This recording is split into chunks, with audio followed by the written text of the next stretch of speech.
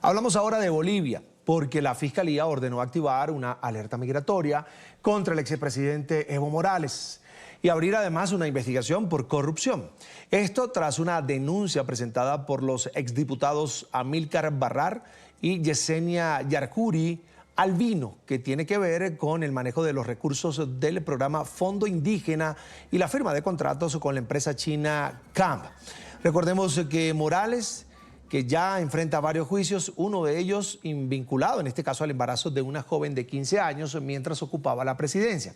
En rechazo a su posible aprehensión, sus seguidores nuevamente armaron barricadas en carreteras del país. Mientras tanto, el propio Evo Morales considera que todo se trata de una estrategia para eliminarlo del escenario político.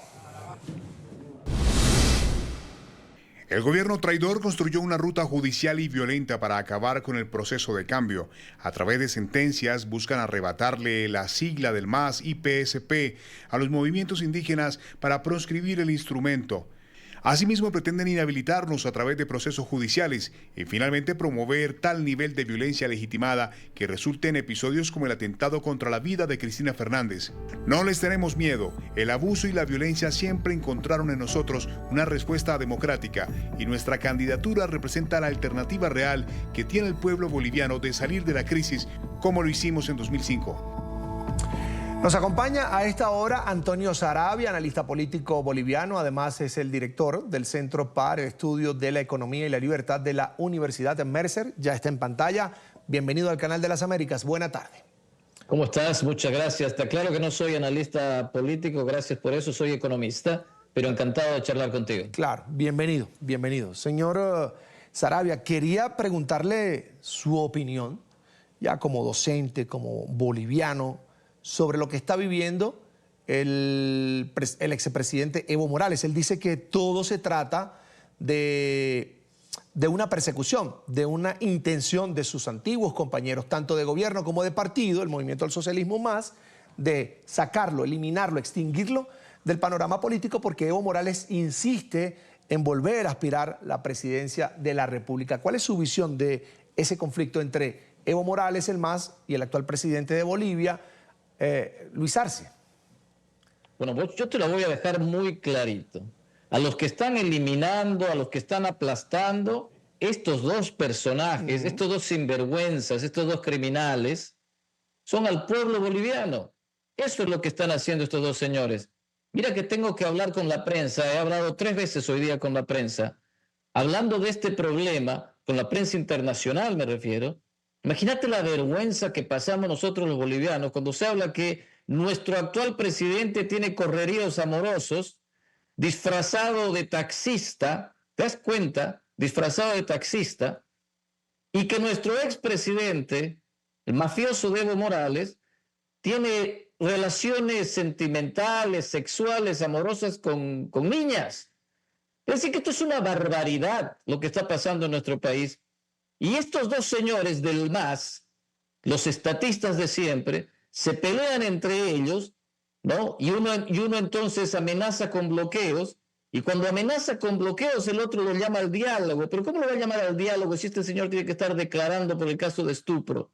¿Me explico? Es una vergüenza, es una batalla entre ellos que deja al pueblo boliviano al medio, al pueblo boliviano acogotado por la falta de dólares, por la falta de combustibles, por la crisis económica que vive el país, los medicamentos un 70% más caros, no hay plata, ¿no? Y estos señores están peleando por el poder. Entonces es una vergüenza que nos deja a todos mal parados, encima ahora con la acusación de corrupción de las miles que tiene el MAS, le llega por fin una Evo Morales, y este sinvergüenza lo que dice es, yo no voy a ir a declarar a Yacuiba, no voy a ir a declarar a Tarija, porque tienen que venir a tomarme la declaración a donde yo vivo. Pero él fue el que agarró a la presidenta Áñez y no la puso a declarar en Beni, de donde ella es, sino que la trajo a La Paz. Él es el que secuestró al gobernador Camacho de Santa Cruz y no lo hizo declarar en Santa Cruz, se lo llevó a La Paz. Entonces, que no nos venga a decir que no puede declarar porque tenemos que ir a su casa a que prestara declaración. Es una vergüenza para el país que estos dos señores sigan peleando de forma tan baja. ¿Y cree usted de que hay alguna intención en el partido, el Movimiento del Socialismo Más de Bolivia, es el partido de Evo Morales y del actual presidente Luis Arce, de desviar la atención de lo que realmente está viviendo el boliviano, el día a día, una economía no muy sana, una situación complicada para el diario vivir de los ciudadanos, es decir, que haya la intención de distraer la atención de los verdaderos problemas del país? Pues es muy posible que así sea. Yo creo que hay una pugna de poder terrible. Se vienen las elecciones el próximo año. La sigla del partido político, el MAS, está en cuestión. Estos dos personajes se la están disputando y quien se quede con la sigla obviamente va a participar en las elecciones con ese denominativo. Entonces hay una pelea muy fuerte y los dos se están tratando de desprestigiar. Claro, les sirve además, sobre todo al presidente Arce, para que nosotros nos preocupemos de cómo se llamaban las chicas que estuvieron envueltas en estos problemas, que por qué ponen al padre de la menor preso, al padre preso, que está bien, el padre probablemente sabía y tiene que ir preso, pero lo agarran a él, no lo agarran a Evo Morales, ¿no es cierto? Entonces, claro, distrae del problema económico, pero nosotros vamos a estar ahí para reclamárselo todos los días, ¿ah?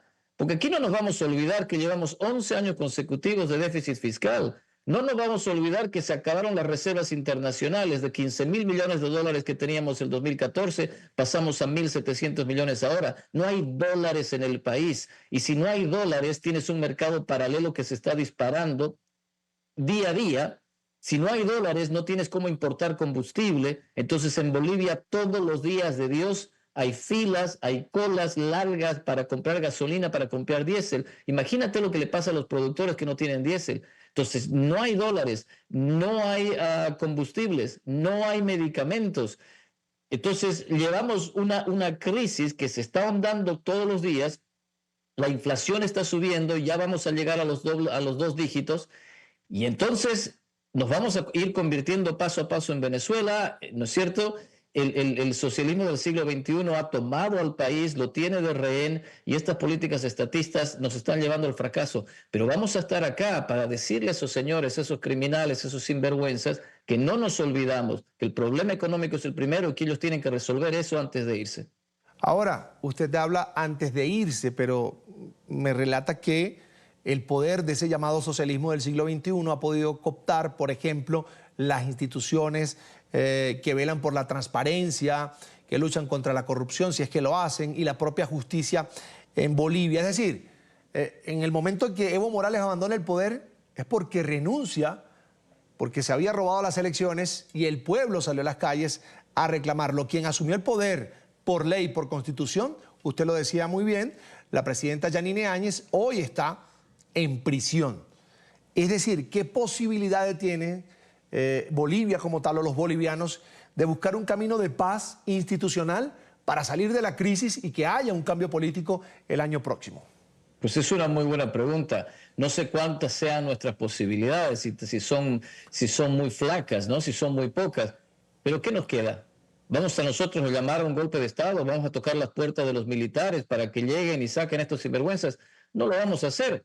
Tenemos que respetar las reglas de la democracia que hay, como se hizo en Venezuela, respetando la regla, aunque sabemos que estos sinvergüenzas van a hacer fraude, que van a malear las elecciones, que tienen comprado a todo el Poder Judicial. Tenemos la cancha inclinada, pero ¿qué vamos a hacer? ¿No jugar el partido?